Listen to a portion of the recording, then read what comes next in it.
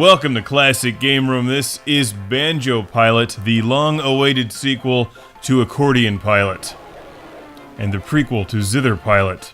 It's the worst joke ever, I know, but when am I ever going to get a chance to use it again? Banjo Pilot.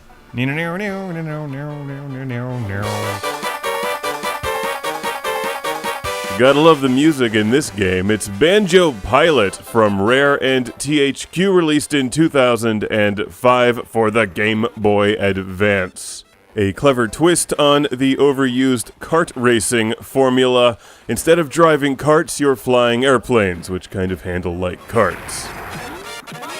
It actually plays very well and looks really good on the Game Boy Advance. What's surprising is how difficult Banjo Pilot is. It's a lot more challenging than one might expect. Don't let the cute music and cartoony characters deceive you. Banjo Pilot is here to kick your ass.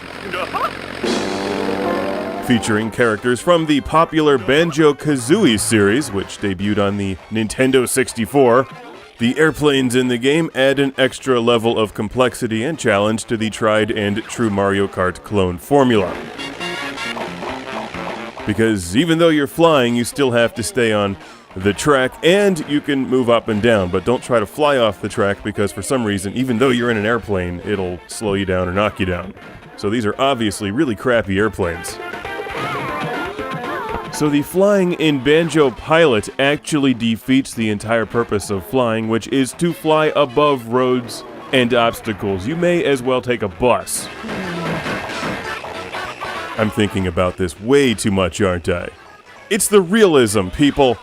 Bears flying airplanes is okay, but requiring the airplanes to stay on the road, now that's just crazy. Okay, so we've established that this is not Microsoft Flight Simulator or F-15 Strike Eagle, but it's also not Mario Kart. It requires a level of precision that's simply not found in Mario Kart. Hitting all of the turbo boost pads, or circles or whatever they are, and collecting coins is infinitely more challenging when you have to worry about your altitude as well as your driving. And the other pilots are merciless. They'll knock you out of first place into last place before you know it.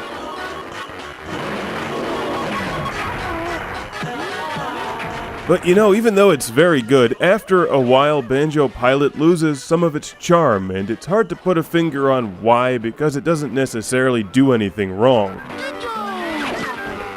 After a while, the airplane gimmick kinda gets old because it frequently blocks your view, also because you're flying there's no jumps, and jumps are part of what makes kart racing. And kart racing is a lot of fun because of jumps. You can jump off of jumps, you can pull off tricks, and frequently land in a giant pool of lava. But, to be fair, the game is not called Banjo Kart, it's called Banjo Pilot. Even though it's pretty much kart racing. As you might expect, there's several modes of gameplay, including some championship races and a jiggy mode where you dance with Will Smith or something. There's even some boss battles after the quick races, and you can earn trophies that you can sell on eBay for use in World of Warcraft. I made that up, but you could try to fool somebody.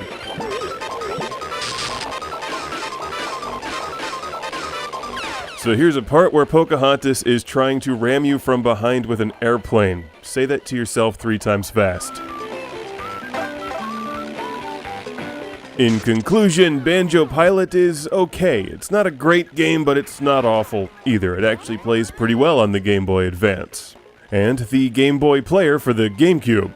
And while I'm not that familiar with the Banjo-Kazooie series, it doesn't seem like you need to be either, although it may help you find some enjoyment in the characters.